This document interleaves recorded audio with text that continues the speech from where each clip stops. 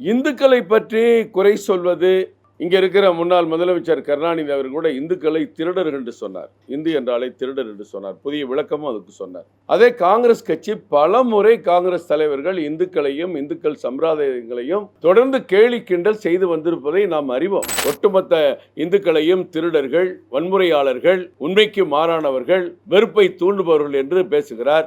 அப்படி ஒவ்வொருவரையும் தனிப்பட்ட முறையில் குற்றங்காண்கிற வகையில் பேசக்கூடிய ராகுல் காந்தியை இன்றைக்கு இந்தியா ஒரு வேடிக்கை மனிதராக பார்த்து கொண்டிருக்கிறது. ஒரு காமெடியா பார்த்துட்டு இருக்கு. பாரத பிரதமருக்கு தலை குனிஞ்சிங்க என்னை மட்டும் ஸ்ட்ரைட்டா பாக்குறீங்கன்னா என்ன அர்த்தம்? இதுக்கு ஏதாவது பதில் இருக்கா உலகத்துல? உங்க வக்கர புத்தியை நீங்க காட்டுறீங்க. இதான் ராகுல் காந்தியினுடைய வக்கர புத்தி. டாஸ்மாக் கடையில சரக்கு போதை ஏற மாட்டேதுன்னு சொல்லி குடிக்கிறான்னு அமைச்சர் துறைமுகங்கள் சொல்றது எவ்வளவு பெரிய வெக்கக்கேடானது. தமிழ்நாடு மக்களுடைய பொருளாதாரம் 58,000 கோடியை பிடுங்கணுமா? இதான் உங்க திட்டமா? பிடுங்கினது மட்டும் இல்ல, அவன் கல்லீரலை கெடுத்து கிட்னியை கெடுத்து குடும்ப சுகத்தை அனுபவிக்க விடாம பிள்ளைகளை தெருவில் விட்டு அவனை பாழாக்கணுமா? இதான் முதலமைச்சரோட நோக்கமா, லட்சியமா? இதைத்தான் கண்டிக்கிறோம். அண்ட புழுகு ஆகாச புழுகுன்னு சொல்லுவாங்க. அப்படி ஒரு பொய்யை பேசிவிட்டு பொய்யான தகவலை சொல்லிவிட்டு அதை பின்வாங்குவது, மன்னிப்பு கோருவது ஒரு மனிதருக்கு வாடிக்கையாகிவிட்டது. அது நம்ம ராகுல் காந்தி அவர்களுக்கு எப்பவுமே அபாண்டமா பழி சுமத்துறது, அதற்கு பிறகு பின்வாங்கிறது. இதற்காக உச்சநீதிமன்றத்தில் கூட அவர் சில முறை மன்னிப்புகள் கேட்டிருக்காரு, உங்க எல்லாருக்கும் தெரியும். அதே மாதிரி ஜனாதிபதி அவருடைய உரைக்கு நன்றி தெரிவிக்கிற தீர்மானத்திற்காக பேச வேண்டியவர் இந்த நாட்டுக்கு நல்லது செய்ய வேண்டும், நாட்டு மக்களுக்கு நல்லது செய்ய வேண்டும், இந்த காரியங்களை ஜனாதிபதி உரை மீது இந்த கருத்துக்களுக்கு இதையும் சேர்த்து கொள்ளுங்கள், இப்படியெல்லாம் செய்தால் மக்களுக்கு நல்லது என்று ஒரு எதிர்க்கட்சி தலைவராக, அந்த எதிர்க்கட்சி தலைவர் பதவி ஐயா வாஜ்பாய் அவர்கள், ஐயா அத்வானி அவர்கள், ஜார்ஜ் பெர்னாண்டஸ் அவர்கள், திரு பிரணாப் முகர்ஜி அவர்கள் போன்ற தலைவர்கள் எல்லாம் இருந்து அலங்கரித்த அந்த அவையை ஒரு எதிர்க்கட்சி தலைவர் என்பவர் ஏதோ மேடையிலே கேலி கிண்டலோடு பேசுவதைப் போல அந்த பக்கம் திரும்புவது, இந்த பக்கம் திரும்புவது, அரசியலமைப்பு சட்டப்படி சபாநாயகரை பார்த்து பேச வேண்டும், சபாநாயகருக்கு முதுவை காட்டி கொண்டு பேசுவது, எல்லோரையும் பார்த்து அவர் பெருமிதம் கொள்கிற வகையிலே ஒரு சுய விளம்பரத்திற்காக இதையெல்லாம் செய்வது, பார்த்தீர்களா நான் பேசுகிறேன் என்று ஒவ்வொருவரையும் பார்ப்பதெல்லாம் வேடிக்கையாக, ஒரு கேலிக்கூத்தாக, அந்த எதிர்க்கட்சி தலைவர் என்ற அந்தஸ்தை கூட அவர் பெற தகுதி இல்லாதவரை தான் நேற்று காட்டியிருக்கிறது. இந்துக்களை பற்றி குறை சொல்வது, இங்க இருக்கிற முன்னாள் முதலமைச்சர் கருணாநிதி அவர் கூட இந்துக்களை திருடர்கள் என்று சொன்னார். இந்து என்றாலே திருடர் என்று சொன்னார். புதிய விளக்கமும் அதுக்கு சொன்னார். அதே காங்கிரஸ் கட்சி பல முறை காங்கிரஸ் தலைவர்கள் இந்துக்களையும் இந்துக்கள் சம்பிரதாயங்களையும் தொடர்ந்து கேலி கிண்டல் செய்து வந்திருப்பதை நாம் அறிவோம். அயோத்தி ராமர் கோயிலுக்கே நாங்கள் சென்று வணங்கக்கூடாது, யாருமே போகக்கூடாது என்று உத்தரவிட்டவர்கள் அயோத்தி கோயிலை பற்றி பேசுவதற்கு நடிப்பது, சிவபெருமான் அவருடைய படத்தை காட்டி பேசுவது, எந்த பிளக்கார்ட்ஸையும் எந்த படங்களையும் உள்ளே எடுத்துட்டு போகக்கூடாது என்ற நிலையில ஒரு சிவபெருமான் படத்தை எடுத்து ஒரு காட்டுறார். இதே சிவபெருமான் படத்தை ஒரு பாஜக எம்பி எடுத்து காட்டி பேசியிருந்தால் ஐயோ இந்திய ஜனநாயகம் போச்சு, இங்க மதவாத அரசியல் நடக்குதுன்னு கூக்குரல் போடக்கூடிய அந்த ராகுல் காந்தி அவர்கள் நேற்று இதை வைத்து பேசுகிறார். ஒட்டுமொத்த இந்துக்களையும் திருடர்கள், வன்முறையாளர்கள், உண்மைக்கு மாறானவர்கள், வெறுப்பை தூண்டுபவர்கள் என்று பேசுகிறார். பிரதமர் உட்பட எல்லோரும் எழுந்து அதை கண்டித்த பிறகு நான் அவர்களை சொல்லவில்லை, இந்துக்களை சொல்லவில்லை, இப்படி சொன்னேன், பாஜகவை சொன்னேன் என்று குழப்புகிறார். அக்னிவீர திட்டத்தில் உயிரிழந்த அந்த நமது வீரர்களுக்கு எந்த உதவியும் செய்வதில்லை என்று சொல்வது, ஒரு பொய்யை சொல்லிவிடுவது, அதற்கு பிறகு அமைச்சர் ராஜ்நாத் சிங் அவர்கள் மறைந்தால் 1 கோடி ரூபாய் கொடுக்கிறோம் என்ற உடனே அதை ஒட்டுக்கொண்டு பேசாமல் அடுத்த சப்ஜெக்டுக்கு போவது, எம்எஸ்பியின் பயனை விவசாயிகளுக்கு போய் சேரவில்லை என்று சொல்வது, அதை உடனே சவுகான் அவர்கள் இப்படியெல்லாம் கொடுத்து கொண்டிருக்கிறோம் என்று சொன்ன பிறகு அதை விட்டு விடுவது. பாரத பிரதமர் இந்த முறை 3வது முறை பிரதமராக பதவியேற்ற பிறகு முதல் கையெழுத்து 9.6 கோடி விவசாயிகளுக்கு 20,000 கோடியை விடுவித்ததுதான் முதல் கையெழுத்து. அது ராகுல் காந்திக்கு தெரியும். ஆனால் திட்டமிட்ட ஒரு பொய்யை பேசிக்கொண்டே இருக்க வேண்டுமே, அதை விட்டு விடுவது. இப்படி ஒவ்வொரு துறையிலும் ஒரு பொய்யை சொல்வது, அதற்கு விளக்கம் கேட்டவுடன் ஓகே அதை விட்டுறேன் இப்படி பேசுறது, சபாநாயகரை கிண்டல் பண்றது, என்கிட்ட நிமிர்ந்து நின்று கை கொடுத்தீங்க, அவர்கிட்ட லேசா தலை குனிஞ்சு கை கொடுத்தீங்க. அவர் அழகா சொன்னார், வயதில் முதியவர்களை நாம் பாதம் தொட்டு கும்பிடுவது கூட நம்மளுடைய வழக்கம் அப்படின்னு அவர் தெளிவாக சொன்னார். அதுக்கு ஒரு கேலி கிண்டல். இப்படி ஒரு சபையை அநாகரிகமாக செய்தவர். அயோத்தியில் கோயில் கட்ட இடம் கொடுத்தவங்களாம் அனாதையாக விட்டுட்டோன்னு பொய் சொல்றது. ஆனால் உத்தரப்பிரதேச அரசு 4,752 கோடி ரூபாய் 1700க்கும் மேற்பட்ட அந்த ஷாப் ஓனர்ஸுக்கு 4752 கோடி ரூபாய் கொடுத்துருக்காங்க புள்ளி விவரம் தெரிஞ்ச பிறகு அதை விட்டுறது. இன்னும் இந்த ஷாப் கீப்பர்ஸுக்கெல்லாம் தனியாக ரீலோகேஷன் வேறு இடங்களும் நம்ம கொடுத்துக்கிட்டு இருக்கோங்கிறதையும் தகவல் சொன்ன பிறகு விட்டுறது. இப்படி அடுக்கடுக்காக மைக் ஆஃப் பண்ணுறாங்க. மைக்கு சுவிட்சே என் பக்கத்தில் இல்லை, எப்படி ஆஃப் பண்ணுறதுன்னு கேட்குறாரு அவர். கொடுத்த டயத்தை மீறி பேசுனா மைக் ஆஃப் பண்ணுறது மட்டும் இல்லை, இவர் சொல்லி நிறுத்துங்கள்னு சொன்னால் அங்கே மைக் ஆஃப் செய்யப்படும். சட்டத்துக்கு புறமா பேசுனா மைக் இது எல்லா ஆட்சியிலையும் எல்லா சபாநாயகர்களும் செய்கிற வேலை. அப்படி ஒவ்வொருவரையும் தனிப்பட்ட முறையில் குற்றங்காண்கிற வகையில் பேசக்கூடிய ராகுல் காந்தியை இன்றைக்கு இந்தியா ஒரு வேடிக்கை மனிதராக பார்த்து கொண்டிருக்கிறது. ஒரு காமெடியெல்லாம் பார்த்துட்டு இருக்கு. இவர் எலெக்ஷன் பிரச்சாரம் பண்ணாரு, நாங்கள் ஆட்சிக்கு வந்தால் தான் 8500 ரூபா போடுவோம்னு சொன்னாரா? கட்டாக்கட்னு கை வீசினார். ஜூலை 1ஆம் தேதி 8500 ரூபா வரும்னு சொன்னாரே, வந்துருச்சா? பெண்களுக்கு ஆட்சிக்கு வந்தாலும் சொல்லலை, வரும், நான் அனுப்புவேன், நான் கொடுப்பேன், செஞ்சாரா? இப்படி உண்மைக்கு புறம்பான ராகுல் காந்தி அவர்கள் பேசியது மாபெரும் தவறு. இன்றைக்கு புதிய தகவல், அவர் பேசிய இந்துக்கள் பற்றி கூறியது, அந்த இந்துனாலே அவங்களுக்கு ஒரு குரோதம், ஒரு வெறுப்பு. எல்லா சமுதாயங்களையும் பற்றி அவங்க இன்றைக்கு பேசினதே கிடையாது. இந்துக்கள் பற்றிய வெறுப்பை, அந்த கோபத்தை, அந்த குரோதத்தை ஏன் இந்த ராகுல் காந்தி தொடர்ந்து காட்டிக் கொண்டிருக்கிறார் என்பது ஒரு அரசியல் லாபத்திற்காக இவர்கள் அதை செய்து கொண்டிருக்கிறார்கள் என்பது பட்டவர்த்தனமாக எல்லோருக்கும் தெரிகிறது. ஏறத்தாழ 100 கோடிக்கும் மேற்பட்ட இந்து மக்கள், 120 கோடி இந்து மக்கள் இன்றைக்கு வேதனைகளை இதை பார்த்து கொண்டிருக்கிறார்கள். ராகுல் காந்தியினுடைய பேச்சை கண்டித்து தான் இன்றைக்கு இந்த பத்திரிகையாளர் சந்திப்பை நாங்கள் வைத்திருக்கிறோம். மேற்கொண்டு அவர் பேசிய தீவிரமான அக்னி வீரர்களை பற்றி பேசியது, இந்துக்களை பற்றி பேசியதெல்லாம் அவை குறிப்பிலிருந்து நீக்கப்படுவதாகவும் செய்தி வந்திருக்கிறது. எனவே ராகுல் காந்தி அவர்கள், இந்த காங்கிரஸ் கட்சியினர் தொடர்ந்து இந்து விரோத செயல்களில், இந்து மக்களை புண்படுத்துகிற செயல்களில் தொடர்ந்து ஈடுபட்டு வருவதை தமிழக பாஜகவும் கண்டிக்க வேண்டும் என்று எங்களுடைய மாநில திரு அண்ணாமலை அவர்கள் இந்த செய்தியாளர் சந்திப்புக்கு ஏற்பாடு செய்திருக்கிறார். என்ன உண்மையா பையெல்லாம் இந்தியாவில் இருக்க இந்துக்கள்லாம் மோசமானவங்கிற உண்மைன்னு சொல்கிறாரா? அவர் இந்தியாவில் இருக்க இந்துக்கள்லாம் வெறுப்பை தூண்டக்கூடியவன்னு சொல்கிறாரா? இந்தியாவில் இருக்க இந்துக்கள்லாம் கலவரத்தை தூண்டக்கூடியவர்னு ராகுல் காந்தி சொல்கிறாரா? அதுதான் உண்மையா? அவருடைய எண்ணம் தான் வெளிப்படுதாங்க. அவர் மனிதனுடைய மனசில் என்ன இருக்குன்னு அவர் பேசும்போதே தெரிஞ்சிருது.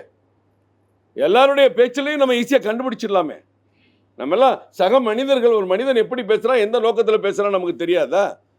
ராகுல் காந்தி பேசியது உண்மைன்னா ஒட்டுமொத்த இந்திய மக்களும் இந்து மக்களும் அவரை மன்னிக்க மாட்டார்கள்.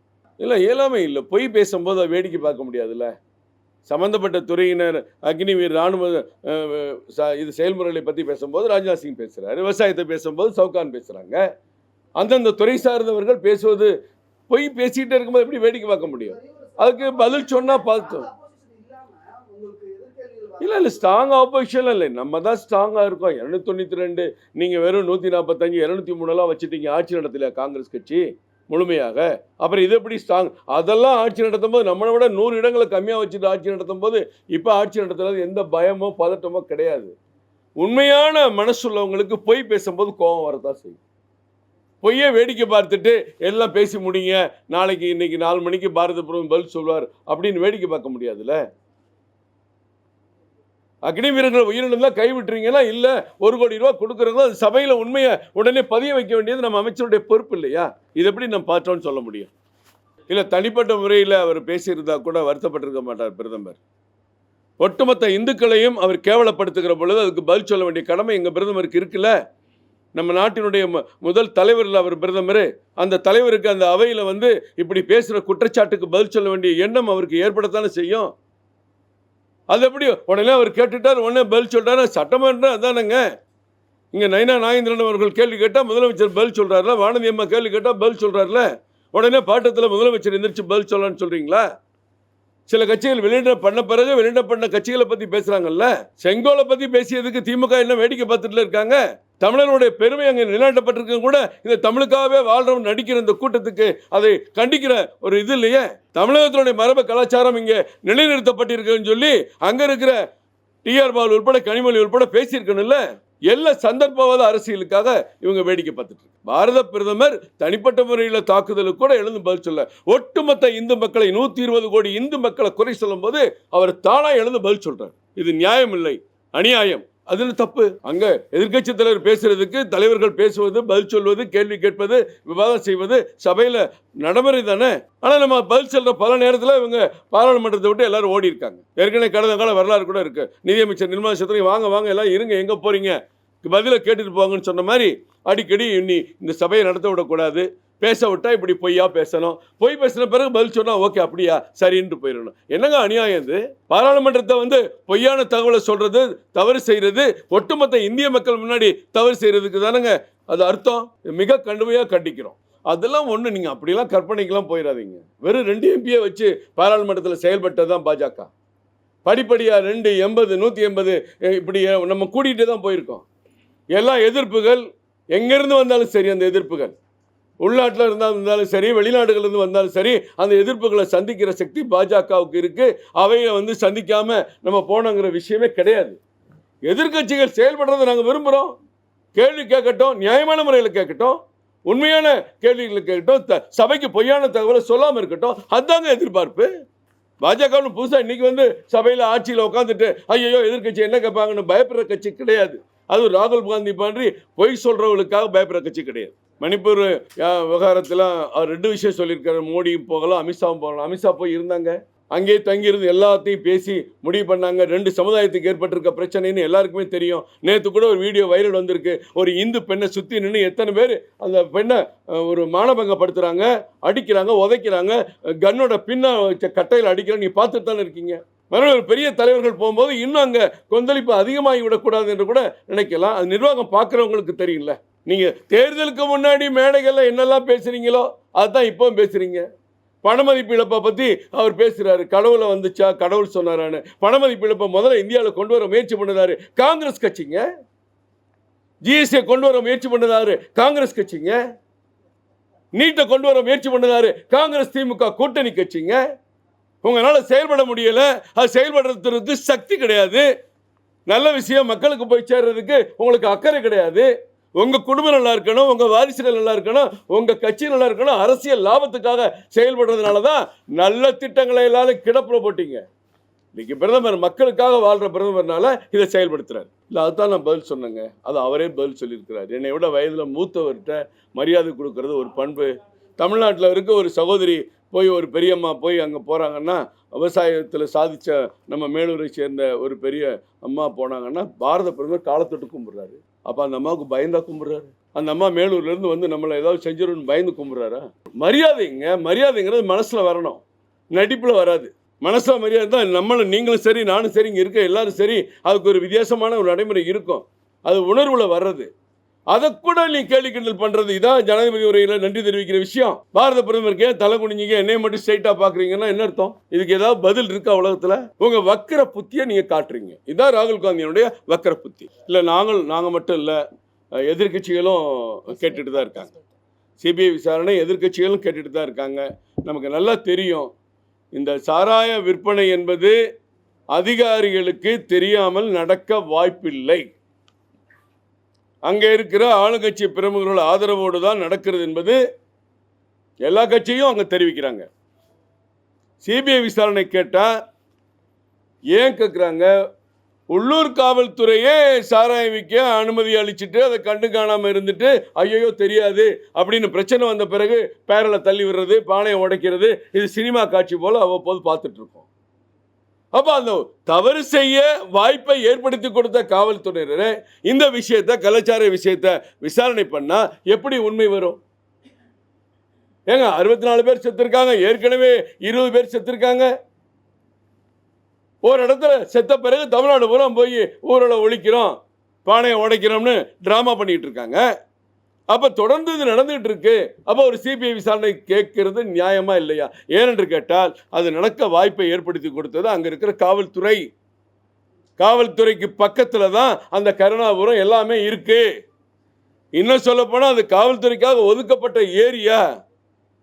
அங்கே மக்களை வெளியேற்ற முடியல அந்த நேரத்தில். அதுக்கு பிறகு அங்கே சாராயம் உற்பத்தி பண்ணி விற்கிற இடமா மாறிடுச்சு அந்த நகரத்துக்கு, நாமக்கல் பகுதிக்கு, கள்ளக்குறிச்சி பகுதிக்கு.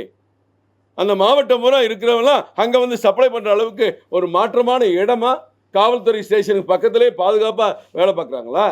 அப்புறம் எப்படி அவங்க கண்டுபிடிக்க முடியும்? அதுக்கு தான் சிபிஐ விசாரணை கேட்கிறோம். சிபிஐ விசாரணை கேட்கிறது என்பது பாஜகவுடைய உள்நோக்கமாக அல்ல. உண்மையான குற்றவாளிகள் கண்டுபிடிக்கப்பட்டதான் மக்கள் பாதுகாப்பாக இருப்பாங்க, மக்கள் உயிருக்கு பாதுகாப்பு ஏற்படும், கள்ளச்சாராயம் குடிச்சு இனிமேலும் சாகக்கூடாதுங்கிற நல்ல எண்ணத்தில் தான் பாஜக கேட்குது. கள்ளச்சாராயத்தை ஒழிக்க வேண்டும், அதுக்கு ஒரு வழி தலைவர் சொன்னார். படிப்படியாக தான் மது ஒழிக்க முடியும். இதே முதலமைச்சர் நீங்கள் கேட்குறீங்களா? கருப்பு பேண்ட் கருப்பு சட்டை வச்சுட்டு கருப்பு கொடியை வச்சுட்டு அவர் வீட்டுக்கு முன்னாடி ஆர்ப்பாட்டம் பண்ணாரு. நீங்கள் என்னைக்காவது திருப்பி கேட்குறீங்களா? நீங்கள் இப்படி ஆர்ப்பாட்டம் பண்ணீங்களே முதலமைச்சர் அவர்கள், எப்போ மூட போகிறீங்க? அவங்க குடும்பத்தில் இருக்க எல்லாரும் வரிசையாக பேசுகிறாங்க. டாஸ்மாகவுடைய தீமைகள் மூடுவது, இன்னைக்கு வாய் திறக்க மாட்டேங்கிறாங்க, மூச்சு விட மாட்டேங்கிறாங்க. அது ஒரு பக்கம். டாஸ்மாக் கடையில் சரக்கு போதை ஏற மாட்டேங்குதுன்னு சொல்லி குடிக்கிறான்னு அமைச்சர் துறைமுகங்கள் சொல்றது எவ்வளவு பெரிய வெக்கக்கேடானது. இப்ப அடுத்து என்ன பண்றாங்க? கள்ளச்சாராயத்தை ஒழிப்பதற்கு டாஸ்மாக் கடைகள்ல இருந்து ஏற்படுற தீங்க மக்களுக்கு விளக்காம டெட்ரா பாக்கெட்ல போட்டு கொடுக்கலாமான்னு திட்டமிடுறது என்ன பாவ செயல்? ஏன் இந்த கள்ளச்சாராயத்தை குடிச்சு சாகணும், ஸ்பிரிட் கலந்த ஆல்கஹால் கலந்த விஸ்கி பிராந்தியை குடிச்சு சாகணும்.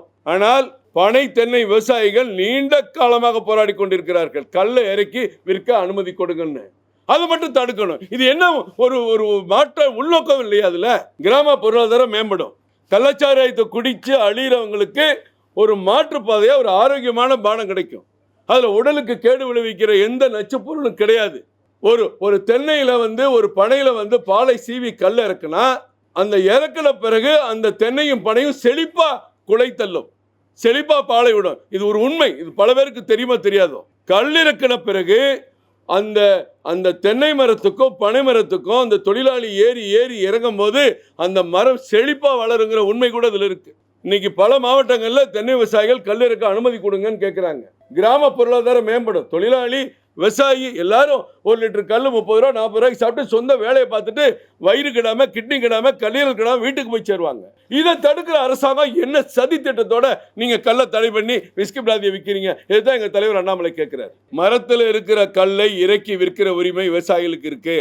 நீங்க அதை ஒரு ஏலம் போட்டு, அதான் சொல்றேன், ஒரு இடத்துல ஏலம் போட்டு பூந்தமல்லியில ஒரு கல்லு கடை 2 கோடி ரூபாய்க்கு ஏலம் விட்டு அந்த 2 கோடி ரூபா அரசுக்கு அந்த வருமானம் மட்டும்தான் உன் கண்ணுக்கு தெரியுதுன்னா அந்த 2 கோடிக்கு வியாபாரம் பண்ணி லாபம் பண்ற அந்த கடைக்காரங்களுக்கு வேற நோக்கம் இருக்கும். ஆனால் விவசாயிகள் கல்ல இருக்கிற இடத்துல தோப்புல வித்துக்குங்க அப்படின்னு ஒரு சின்ன லைசன்ஸ் மட்டும் வாங்கிக்கன்னு அனுமதி கொடுத்தா கலப்பட கல் பிரச்சனை எதுவுமே இங்கே வராது.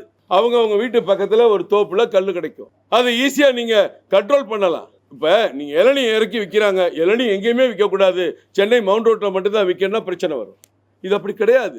கிராம பொருளாதாரம் சார்ந்த பிரச்சனை, உடலுக்கு ஆரோக்கியமான பிரச்சனை, இயற்கையான ஒரு தென்னம்பால் பனம் பால்னு தான் அதை சொல்லுவோம். அதுக்கு தடையா இருக்கிற நீங்க ஸ்பிரிட் ஆல்கஹாலை கலந்து குடிக்கிற விஸ்கி பிராந்தியை வித்துட்டு இருக்கீங்க.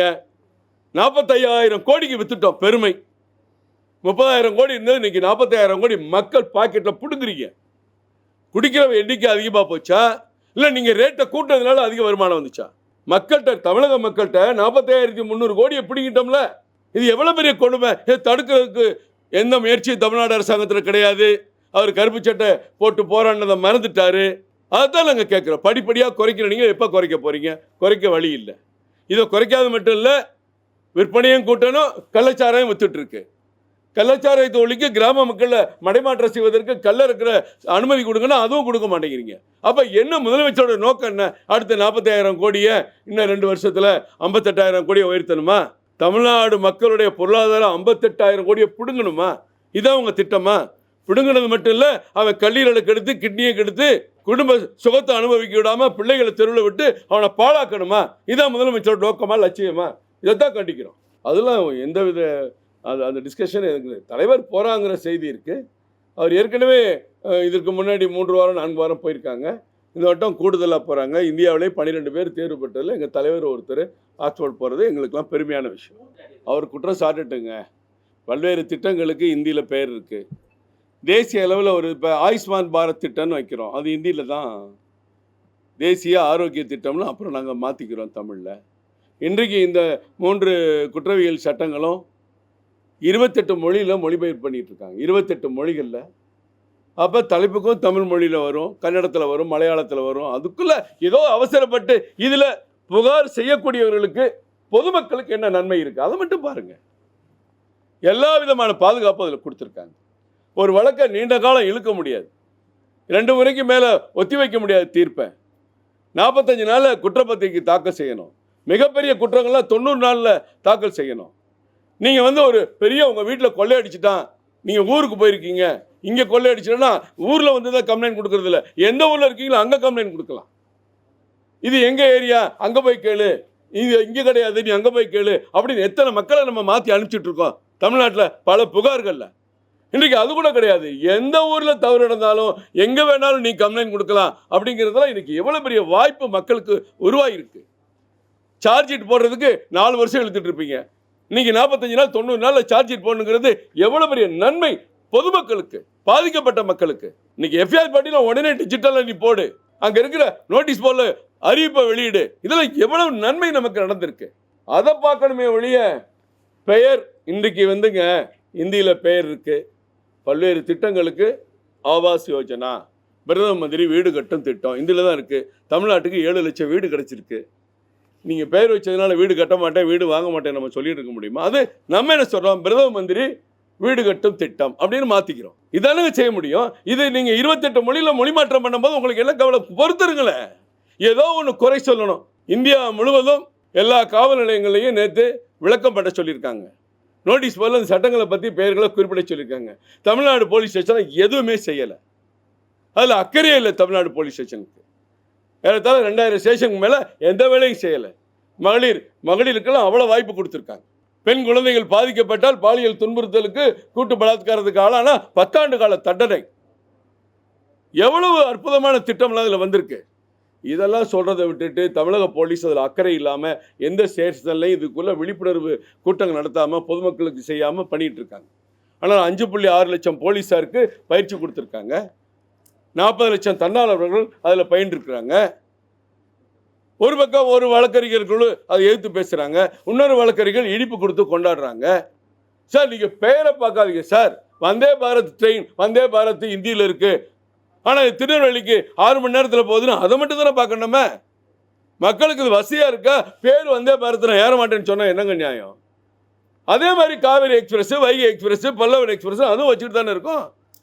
இதுக்கெல்லாம் தமிழில் சீக்கிரம் எல்லா பேரும் வரும். நம்ம இன்னைக்கு குஜராத்லையும் பீகார்லையும் பொறியியல் கல்லூரிக்கு மொத்தமாக அவங்க இந்தி மொழியில் பாடத்திட்டத்தை கொண்டு வந்துட்டாங்க. சாரி, பீகாரில் நம்ம கொண்டு வந்திருக்கோமா பொறியியல் பாடத்திட்டத்தை மொத்தம் தமிழில் கொண்டு வந்திருக்கோமா சார்? இன்னைக்கு இதில் தமிழில் வந்தால் தானே சார் நாளைக்கு எல்லா மாநிலத்திலையும் வழக்காடு மொழி மொத்தமாக அந்தந்த மாநிலத்துக்கு வரும்.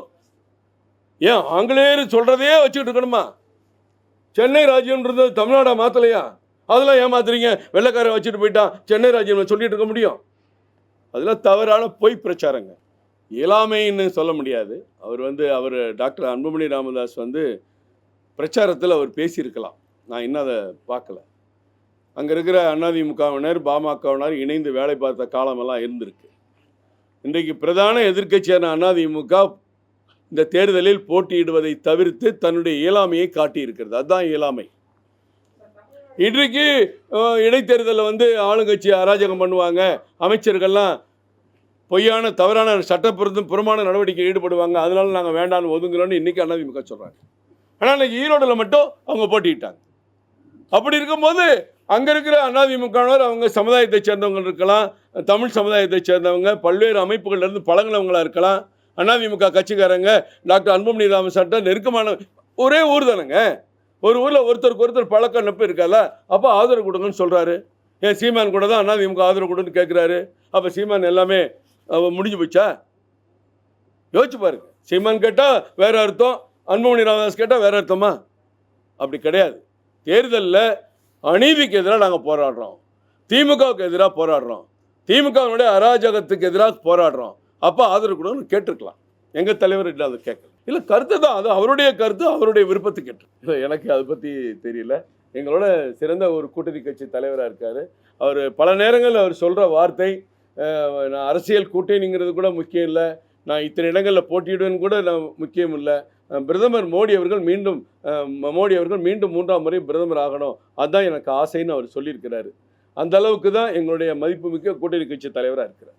மக்கள் மருந்தகத்தில் ஏழை மக்களுக்கு குறைந்த விலையில் நீங்கள் வெளியில் கடையில் மருந்து மாத்திரை வாங்குறத விட 80% 70% குறைந்த விலையில் மருந்து மாத்திரை கொடுக்குற கடை நடத்துகிறாங்க. அதில் அபாண்டமாக யாராவது குற்றச்சாட்டு பண்ணியிருக்கலாம். காவல்துறையினருக்கு என்ன வேலைன்னா, பிஜேபி ஏதாவது சின்ன அவர் என் காலை மிதிச்சிட்டாரு அப்படின்னு நீங்கள் கம்ப்ளைண்ட் கொடுத்தா என் மேலே எஃப்ஐஆர் போடுவோம். பிஜேபிக்கார் என்னை பார்த்து முறைச்சாரு அப்படின்னா என் மேலே எஃப்ஐஆர் போடுவோம். இன்றைக்கி தமிழக காவல்துறைக்கு அப்படி தான் இன்ஸ்ட்ரக்ஷன் இருக்கான்னு தெரியல. அதிமுக நடத்துகிற போராட்டத்தெல்லாம் ஒன்று கூட விட்டு போராட்டத்தை பார்த்து போட்டால் வீடியோலாம் வருது, நீங்கள் டிவிலெலாம் காட்டுறீங்க, அவங்க பாட்டுக்கு ஜாலியாக வீட்டுக்கு போகிறாங்க. ஆனால் பாஜக போராட்டம் பண்ணால் அங்கே ஆளே சேர விடுறதில்ல. தமிழ்நாடு பூரா சேர 10 பேரை அரெஸ்ட் பண்ணாங்க. நீங்கள் சென்னையிலும் பார்த்துருப்பீங்க. ஆளுக்கு ஒரு பக்கம் நடந்து வந்து நாங்கள் போராட்டத்துக்கு முயற்சி பண்ணோம், மக்களுக்காக, கள்ளச்சாராயத்தை ஒழிக்கிறதுக்காக. இப்படி தான் காவல்துறை இருக்குது. அது என்ன நிச்சயமாக நான் பார்க்குறேன், தலைவர் கவனத்துக்கு கொண்டு போவேன். இல்லை, அது வழக்கமாக அவர் கவர்னர் வந்து இதுக்கு முன்னாடி இருக்க கவர்னர் எப்படி செயல்பட்டார், திமுக ஆட்சியில் கவர்னர்களோடு அவங்க எந்த அளவுக்கு ஒத்துழைப்பு கொடுத்தாங்க, இப்போது எந்த அளவுக்கு மாறுபட்டு செயல்படுறாங்க, அவங்களுடைய நோக்கம் என்ன, லட்சியம் என்ன, அங்கே இருக்கிற பல்கலை துணைவேந்தர்கள் எல்லாம் திமுகவுக்கு அடிமையாக வேலை பார்க்கணுமா, இவங்க சொல்கிறதுக்கு கேட்கணுமா, சொல்கிற செயல்களை செய்யணுமா, அதுக்கு அர்த்தம் உங்களுக்கு புரியும். இவங்க சொல்கிற செயல்களை செய்கிற பல்கலைக்கழக துணைவேந்தர்கள் நியமிக்கணுமா? அப்போ இதே மாதிரி பல அடிப்படை மனசில் வேறுபட்ட கருத்துக்களை வச்சுட்டு இதை புறக்கணிக்கிறது தவறு, கண்டிக்கத்தக்கது. பாவம் செல்வப்பெருந்து ஏதாவது சொல்லணுங்க. இன்றைக்கி அவங்க கட்சியிலிருந்து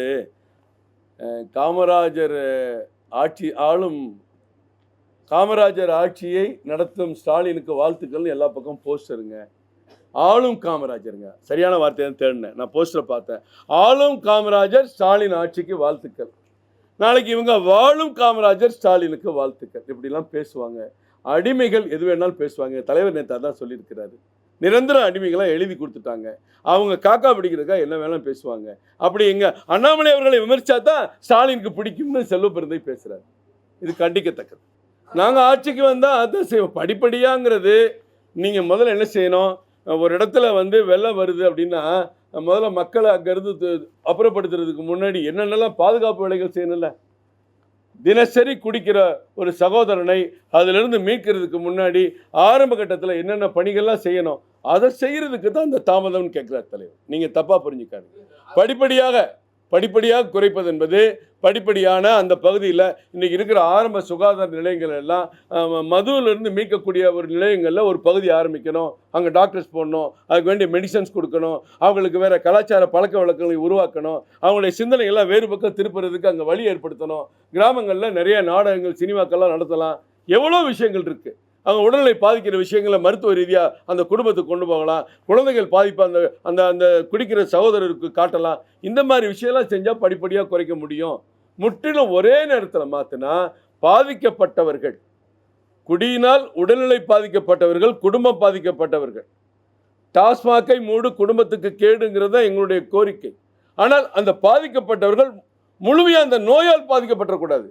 அதுக்கு தான் படிப்படியாங்கிற சொன்னோம். இப்போ நாங்கள் ஆளுங்கட்சினா அதை செய்கிறதுக்கு தலைவர் உடனடி நடவடிக்கையில் இறங்குவார். ஒரு வருஷத்தில் அதுக்கு வேண்டிய வேலைகளை செஞ்சு முடிப்போம். அப்போ நம்ம மாற்ற முடியும். அதில் தனியார் மயங்கிறது சரக்கில் கலப்படம் வர வாய்ப்பில்லை. நீங்கள் தனியார் மயங்கிறது ஒரு லிமிட் இருக்கும். அமைச்சர்கள், அதிகாரிகள், ஒட்டுமொத்த அரசாங்கமே சாராயம் விற்கிறதுக்காக ஒரு டிபார்ட்மெண்ட் நடத்துறதுலேருந்து மாறுபடும். அந்த அதிகாரிகள், அந்த ஐஏஎஸ் ஆஃபீஸர்ஸு எல்லாம் மக்களுக்கு நல்ல பணிகள் செய்கிற ஒரு பணிகளுக்கு திருப்பி விடலாம். ரெண்டாவது, அரசாங்கத்திற்கு செலவில்லாத ஒரு வருமானம் கிடைக்கும். மூன்றாவது, இதை நீங்கள் கேட்குற கேள்விக்காக நான் சொல்கிறேன். இங்கே ஒரு பீர் வந்து என்ன விலை, பாண்டிச்சேரியில் என்ன விலைன்னு சில பேர் சொன்னாங்கன்னா ஆச்சரியமாக இருக்கும். அங்கே வந்து 75 ரூபா, இங்கே வந்து 200 ரூபா. இது என்ன பெரிய கொடுமை. இப்போ நீங்கள் வெளியில் இருக்கிற ஒரு வியாபாரிகள் போட்டியாக வந்தால், நீங்கள் பாண்டிச்சேரிக்காரங்க, பெங்களூர்காரங்க இங்கே தொழில் நடத்த வந்தால் அதை கம்பேர் பண்ணி தான் இங்கே தொழில் நடத்தும். அதுலேயும் மக்கள் காசை இந்த 45,000 கோடி 58,000 கோடி பிடுங்காமல் அதுலேயும் பாதுகாக்கப்படுவாங்க. தனியார்களை எந்த நேரத்தில் வேணாலும் நம்ம நிப்பாட்டி தொழிலை மூடலாம். அரசாங்கமே நடத்தும் போது எனக்கு இந்த வருவாய் வருது, இதை வச்சு தான் நான் 1000 ரூபா கொடுக்க போகிறேன் அப்படின்னு சொன்னீங்கன்னா அது ஒரு காரணமாக பயன்படுத்துறதுக்கு அரசாங்கத்திற்கு வாய்ப்பு இருக்குது. இதெல்லாம் நினச்சி தான் தலைவர் சொல்லியிருப்பார்.